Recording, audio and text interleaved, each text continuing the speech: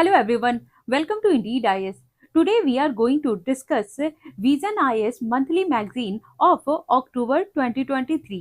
तो let's see कि हम लोग कौन कौन सी आर्टिकल डिस्कस करने वाले हैं और हमने पहले कौन कौन सा आर्टिकल डिस्कस कर चुकी हूँ मैं, तो वो देखते हैं।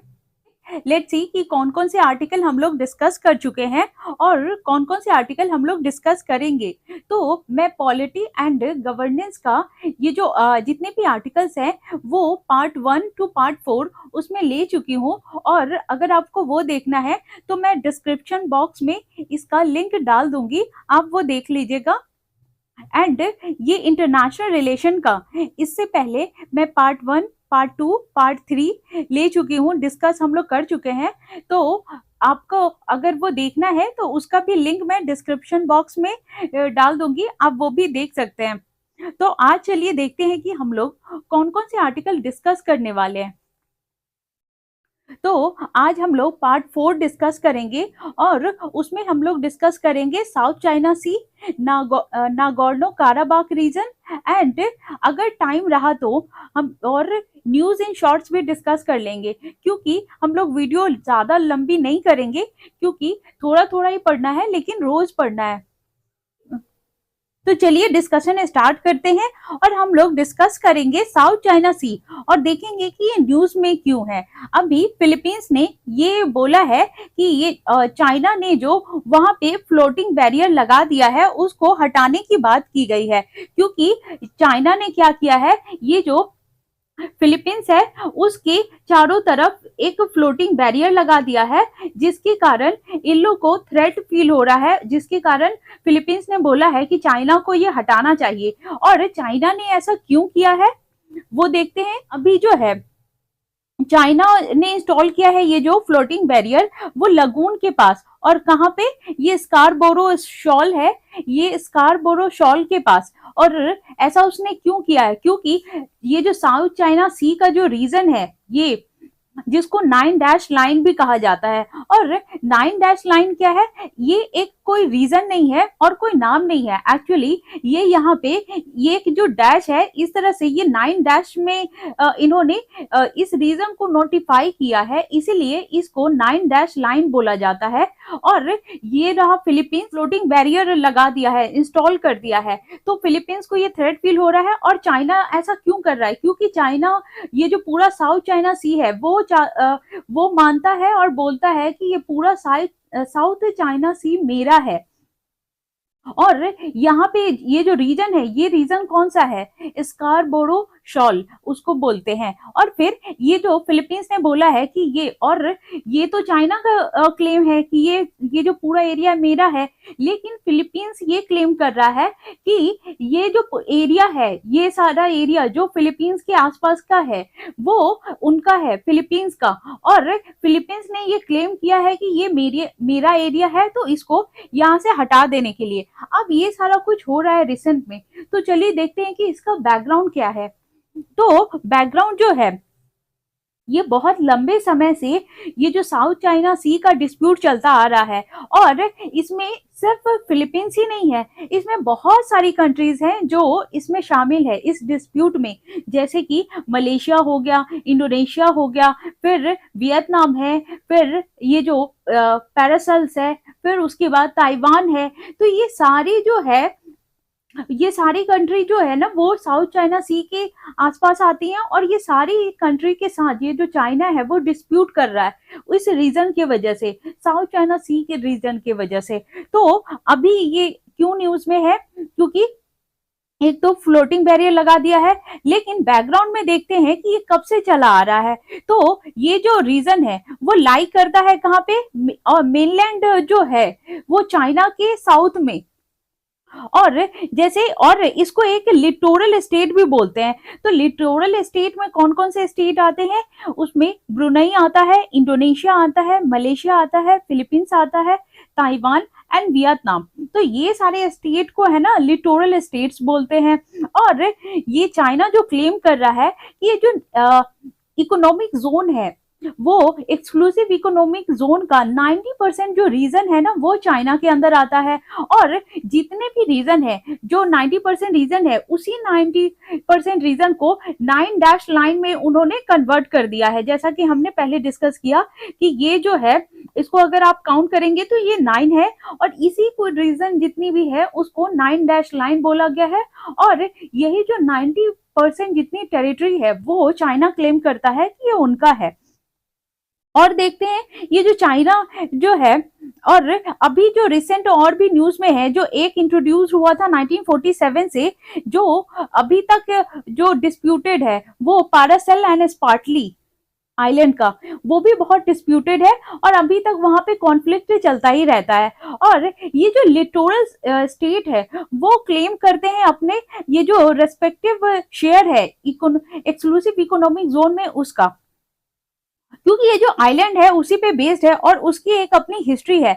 लेकिन चाइना बोलता है कि ये सारे जो रीजन है वो मेरा है, और इसीलिए वहां पे वो क्या कर रहा है, और एक आर्टिफिशियल आइलैंड क्रिएट कर रहा है ताकि वो वहां पे ये पोर्ट बना सके, आर्टिफिशियल पोर्ट्स बनाएगा और वहां पे मिलिट्री को इंस्टॉल कर सके, और ताकि ये जितने भी कंट्री है उस पे दबाव बनाने के लिए कि वो सारी कंट्री अपना क्लेम करना छोड़ दे, और एयर स्ट्रिप डालेगा ताकि जो अदर कंट्री है उस पे अपना हेजमनी बना के रखे। और ये फिलीपींस है जो कह रही है कि वो रिमूव करना चाहती, ये जो फिलीपींस है वो मूव करना चाहती है issue to the permanent court of arbitration. तो ये जो परमानेंट कोर्ट ऑफ आर्बिट्रेशन क्या है, यहाँ पे जो जितने भी इंटरनेशनल डिस्प्यूट्स होती हैं कंट्री कंट्री के बीच में, तो वो लोग अपना केस लेके ये जो परमानेंट कोर्ट ऑफ आर्बिट्रेशन है वहां पे जाती हैं। और ये जो परमानेंट कोर्ट ऑफ आर्बिट्रेशन का ये हेडक्वार्टर कहाँ है, हेग में।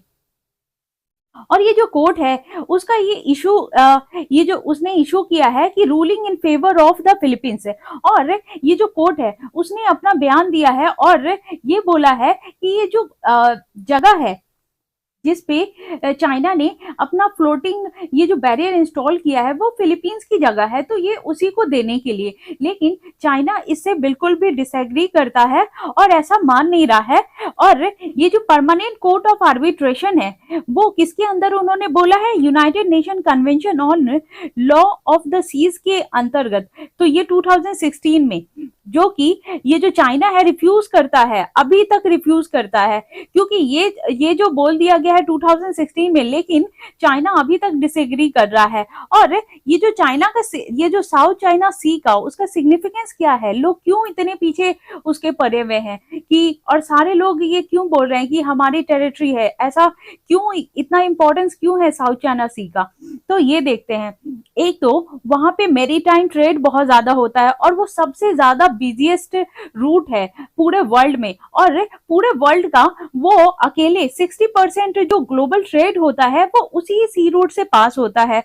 और वहां पे ये 3.37 जो ट्रिलियन वहां पे ट्रेड होता है, तो उसकी वर्थ इतनी है। और जो इंडिया का भी जो वेसल है उसको भी वहीं से क्रॉस करने की जरूरत पड़ती है, और ताकि वो सेफ एंड सिक्योर वो पहुंच सके पैसिफिक नेशंस में। और 55% जो इंडिया का ट्रेड है वो भी इंडो पैसिफिक से जो होता है वो पास करता है इसी रूट से।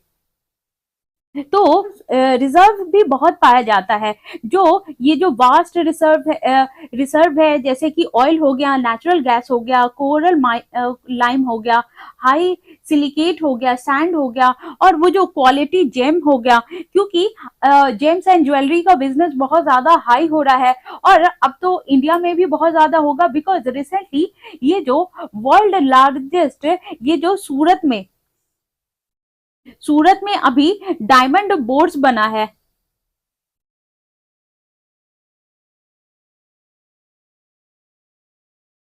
तो उसकी वजह से ये जो जेम्स एंड ज्वेलरी का भी जो मार्केट बहुत इन्हांस होने वाला है, और जो नेचुरल पर्ल्स होता है, जो मोती, वो भी बहुत ज्यादा मात्रा में मिलती है। और ये जो ओएनजीसी है, ये जो विदेश लिमिटेड ओएनजीसी वीएल, और वहां पे जो पेट्रो वियतनाम है वो एक्सप्लोर कर रहा है अपने ऑयल रिजर्व्स को इसी रीजन में, जिसकी वजह से वो भी अपना जो जगह है, जो टेरिटरी है वो सिक्योर कर रहा है। और उससे इंडिया की जो एनर्जी की भी बहुत ज्यादा जरूरत है, तो इसलिए भी ये जो ओएनजीसी है वो वहां पे अपना क्लेम करता है। और ये जो फिशिंग ग्राउंड है कि वहां पे बहुत सारा, क्योंकि वो जो रीजन है वार्म रहता है थ्रू आउट द ईयर, तो इसीलिए वहां पे फिश बहुत ज्यादा होती हैं। तो one of the major commercial fishing region है वो पूरे वर्ल्ड का। तो ये सारी खासियत है साउथ चाइना सी की। और वहां पे जो है ये न्यूमरस इनहैबिटेटेड अनइनहैबिटेटेड आइलैंड है जो होस्ट करता है किसको, न्यूमरस इन अनइनहैबिटेड आइलैंड, जो यूज में आता है पोर्ट्स के लिए, मिलिट्री बेसिस के लिए, रिसर्च एवेन्यूज के लिए। तो ये सारी खासियत है साउथ चाइना सी की। और उसके बाद देखते हैं क्या कि ये जो फ्रीडम ऑफ नेविगेशन ये एक्नॉलेज करता है और चाइना और क्लेम करता है कि ये वो जो है फ्रीडम ऑफ नेविगेशन है उस रीजन में। और ये भी बोलता है कि ये जो set a wrong precedent of such claim in other part of the world too. तो ये जो पूरा वर्ल्ड जो है और उसमें ये फैल गया कि जो वहां की और भी कंट्रीज है उसके वो जो रीजन है वो उनके लिए भी उनका है। लेकिन चाइना ऐसा कहता है कि नहीं, ये जो रीजन है वो पूरा मेरा है। और हमने देखा कि क्या क्या खासियत है इस रीजन का। तो इस खासियत को वो चाइना बखूबी जानता है, इसीलिए वो चाहता है कि ये जो पूरा रीजन मेरा रहे ताकि उसका जो चाइना का ग्रोथ और ज्यादा बढ़े। और ये जो एक्ट ईस्ट पॉलिसी है, ये जो countries being bullied by China in the region are members of ASEAN grouping with which India has various economic and strategic ties।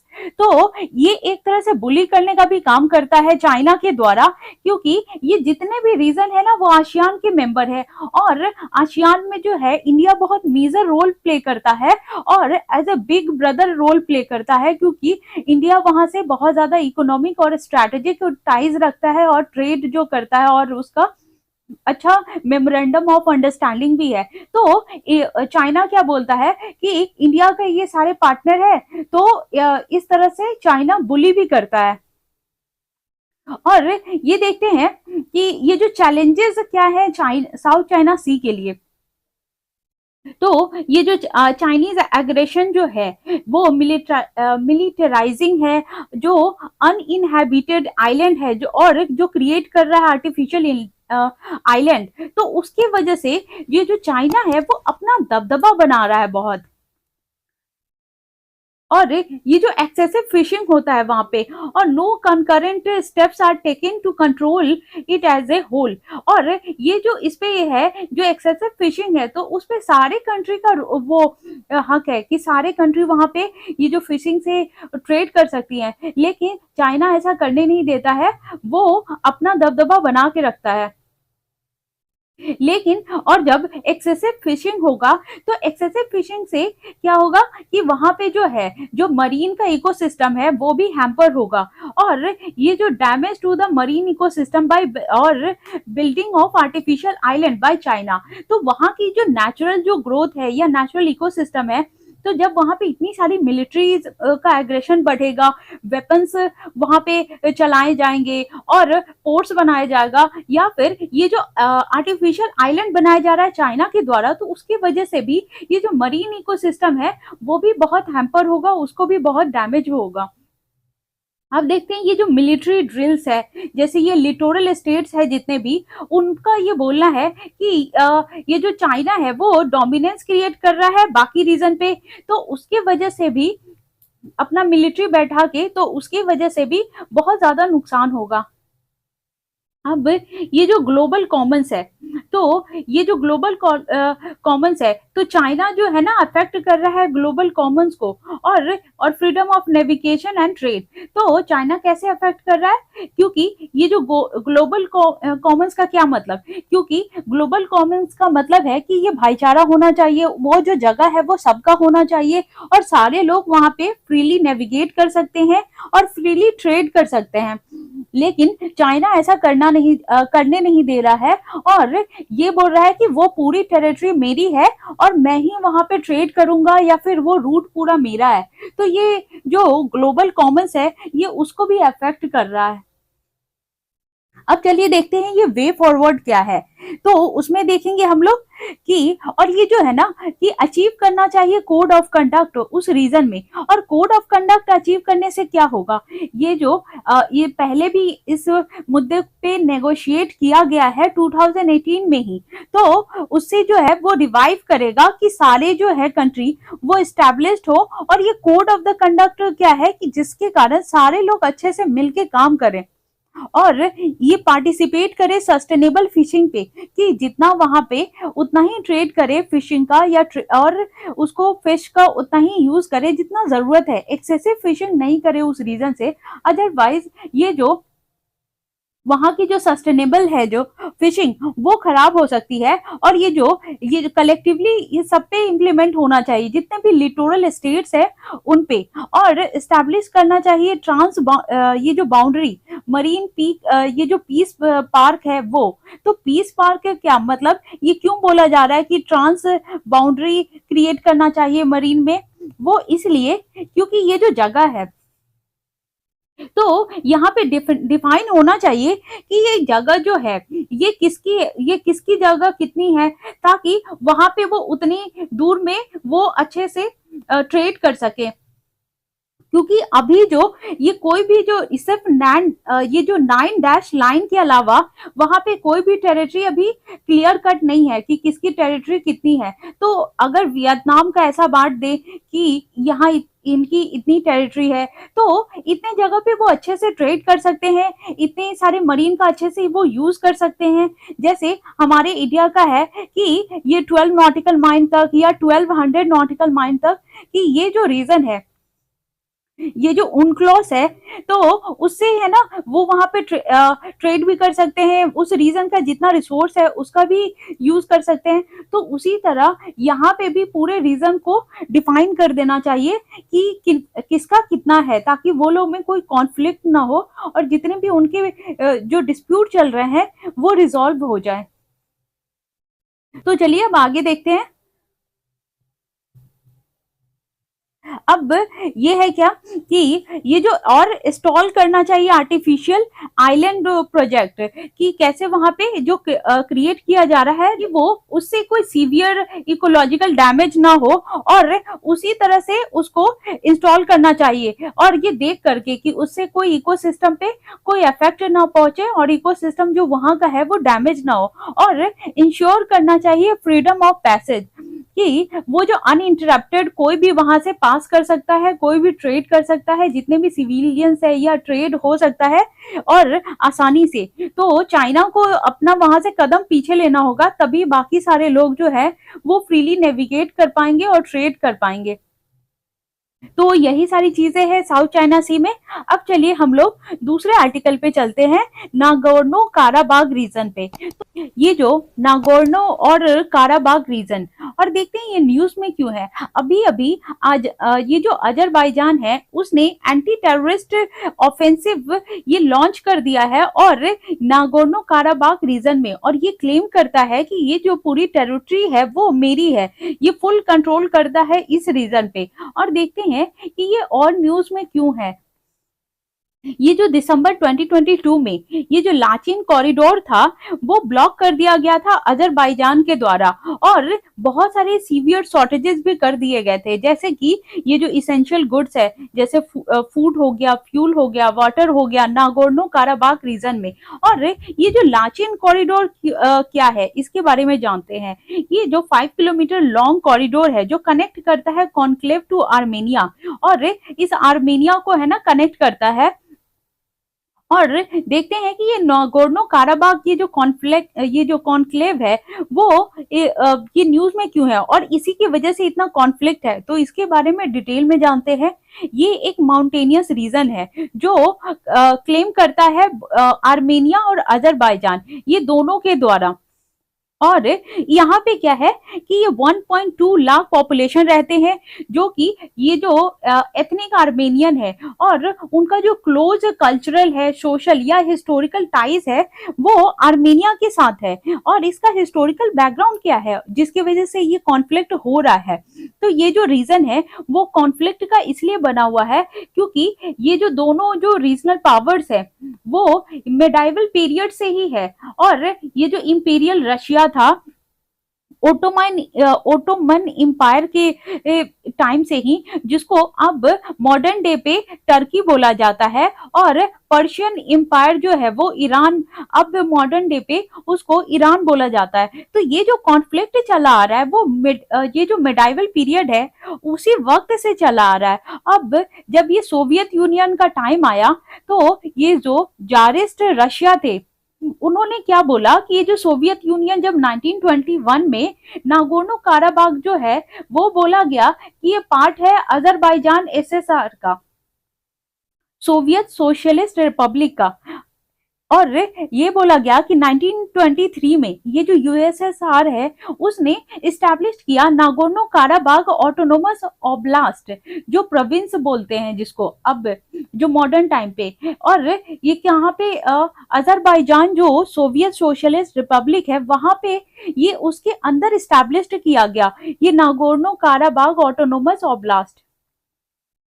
फिर जब ये 1991 में जब सोवियत यूनियन जो ये डिसॉल्व हो गया तो आर्मेनिया जो है, आर्मेनिया एंड अजरबैजान, ये इन दोनों को स्टेटहुड मिल गया। और ये जो नागोर्नो काराबाग ऑफिशियली इन्होंने डिक्लेयर कर दिया कि अब ये इंडिपेंडेंस है। तो तभी से इन दोनों में, ये जो आर्मेनिया और अजरबैजान में एक वॉर छिड़ गया। और ये फर्स्ट वॉर कब हुआ था? ये 1988 में। और ये लोग का मानना है कि ये जो रीजनल जो लेजिस्लेचर है वो पास होता है ये रेजोल्यूशन का कि वो डिक्लेयर करे ये अपने इंटेंशंस की, ये जो आर्मेनिया जो है वो, कि ये जो रीजन है वो आर्मेनिया को ज्वाइन कर ले। लेकिन 1994 में जब रशिया ने ब्रोकर्ड किया, रशिया जो बीच में आया, तो उसने सोचा कि इसको डिस्प्यूट को सुलझाना चाहिए, जो है सीज फायर ये किया, जिसकी वजह से ये जो बिश्केक प्रोटोकॉल लाया गया था। और ये बोला ये जो नागोर्नो काराबाग है जो डी फैक्टो जो इंडिपेंडेंट है, तो उसको बोला गया कि ये सेल्फ प्रोक्लेम्ड गवर्नमेंट वहां पे रखना चाहिए। और उसको क्या बोला गया, ये जो स्टेपना कार्ट, और वहां पे, और बाद में जब सेकेंड वॉर हुआ 2020 में, तो ये जो अजरबैजान है वो manage to wrest control of the territory. तो अजरबैजान है ना वो वहां पे अपना पूरा कंट्रोल बनाने की कोशिश कर रहा था लेकिन अराउंड नागोर्नो काराबाग में। अब रशिया ने फिर से ब्रोकर्ड किया, रशिया फिर से बीच में आया और उसने डील किया। लेकिन अजरबैजान जो है वो चाहता था कि वो उसको ज्यादा कंसेशन मिले और वो पीस नहीं चाहता था, और वो भी चाहता था कि ये जो रशिया है वो डील ना करे इससे, और ताकि मुझे ज्यादा, और ये जो अजरबैजान को ज्यादा से ज्यादा वहां पे रीजन मिले। और फिर ये जो न्यू इनिशिएटिव लाया गया वो पीस बनाने के लिए उस रीजन में।